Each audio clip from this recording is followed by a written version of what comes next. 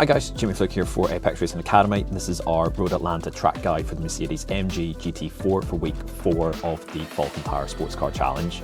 As well as these track guides, we're also giving away the Mercedes-AMG GT4 data pack for free, and that includes the qualifying and race setups, Tuesday night group coaching session, as well as the B-Lab and O-Lab reference files and replay files as well. All you need to do is go to apexracingac.com, there's a link in the description, and put in your email in order to get the data pack for free. If you're looking to improve in this car, it's a fantastic way to get into tin top racing, and I'd highly recommend it. In regards to the circuit this week at Road Atlanta, it's a track that does suit the car. The Mercedes is notoriously very good over curbs and bumps, and we've got a lot of that to deal with around the circuit, so it should go quite well this week, and it's a track that you guys should be very competitive at. So let's get stuck into the hot lap.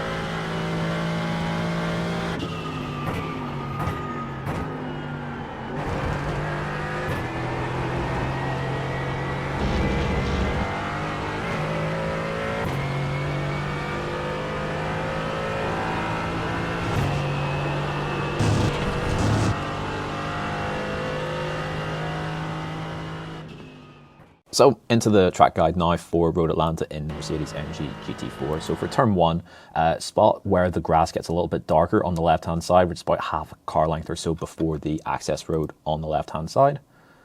And we're going to get onto the brakes, fairly gentle and turning in pretty much the entire way, which is why we're gentle on the brake pedal, down into 4th gear and trying to spot the inside yellow line here. If you grab some of the inside curb, that's fine, but just do be careful as you get there in case the car wants to sort of step out over the bump there.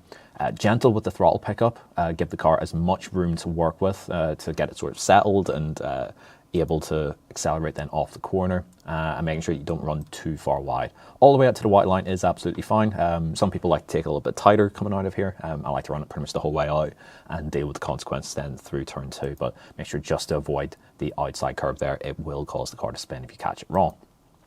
Up to turn 2 and 3, so I don't really go much wider than this seam, and once I get the car pulled back across, then I can swing the car back over to the left hand side. As I come up over to the top of the crest and I can see this Marshall hut in the distance, and I want to sort of bleed out of the throttle and stabilize the car on entry here. Plenty of the entry curb here, and once I get onto the curb, smoothly onto the brake and down into 3rd gear and flick the car in pretty much as the curb ends, and as we turn in, then we'll bleed out of the brake and make any micro adjustments that we need to do. So the track limit here on the inside is half the car must stay inside of the grass. So we have a little bit of room to work with here in terms of jumping over the inside curb, but not too much, so just do be mindful of that.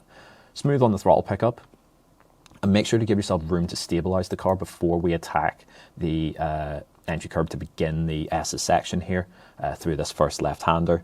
The car must be reasonably well planted, otherwise the car can step out and snap. And I do like a short shift into 4th gear and just pull the car around on that inside curb to keep the car as far over to the left-hand side as possible to make the rest of the S section much more straightforward.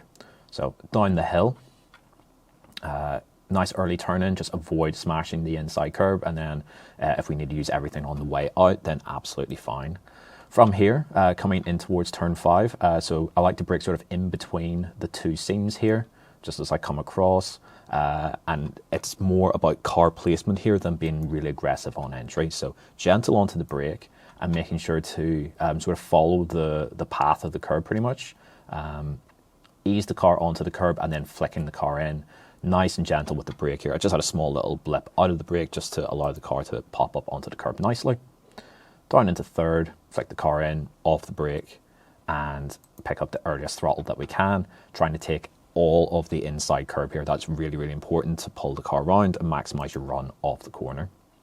So patience with the throttle, let the car land, and then commit to your exit from there. With the track limits on exit here, we've got all of the curbing that we can work with here. It's the gravel that ends up being the track limit here. It's possible obviously to run wide here, but we have a lot of margin to work with, so feel free to push the car as wide as you can here. It is quite bumpy on exit. Some people might like the short shift into fourth just to dull the power ever so slightly and promote a bit of extra traction, but revving it out in third is also absolutely fine. So a small breather coming down towards turn 6, and this is where things also still get quite crucial. So braking just at the start of the safety car, or not safety car line, at the start of the dashed line that goes across here, denoting the 200 board. I'll just roll it through nice and slow. So not too hard on the peak pressure here. Again, car placement is more important than sort of aggression on entry here. Turning in nice and early and using all of this lovely camber to help pull the car around. And in this case, I do try and avoid the inside curb as it's sort of cambered the other way, and we'll sort of push the car wide. As soon as we get to the yellow line on the inside, gentle with the throttle pickup, make sure that the car does rotate, and then ease the car out onto the outside curb. As soon as we get there and stabilize, then back onto the brakes for turn 7. This is really critical to get this right, using absolutely everything on the brakes on entry, turning in just before the end of the curb on the left-hand side, down in second gear, and plenty of curb here. This will help rotate the car as we pick up the throttle. That means we can get the wheels straightened quicker so that we can maximize the run off the corner here. A small slide on exit here isn't a terrible outcome. In this particular case, I did have a little bit of oversteer on the way through, but I was able to get it gathered up and still use absolutely all of the track on exit. It didn't cost me in terms of drive off the corner, so don't be afraid to be aggressive on the way out of here. So from here, again, a little bit of a breather, and this is where the prime overtaking opportunity will arise, is on this long run down towards the final sector and the chicane of 10A and 10B. So on a normal lap, just take the path of least resistance, bringing the car over to the right-hand side and begin spotting the reference points in terms of getting onto the brakes down the hill here. So we're revving it out in 5th gear. The 100 board is a little bit late for what we're looking to do here, but there's a pattern of tire marks baked into the track surface that I'm just pointing out here. This sort of area is where you want to get onto the brakes, but it is very difficult to get it right, I will concede. So really, really strong onto the brakes here with the high friction pads that we run on the car. This is about as high into the brake pressure that we'll go across pretty much the entire season. So getting down into 3rd and then 2nd gear and turning in needs to be really, really precise here. We want to cut as much off of the inside curb as possible without invalidating the lap. So half the car must stay inside of the yellow and blue curbing here.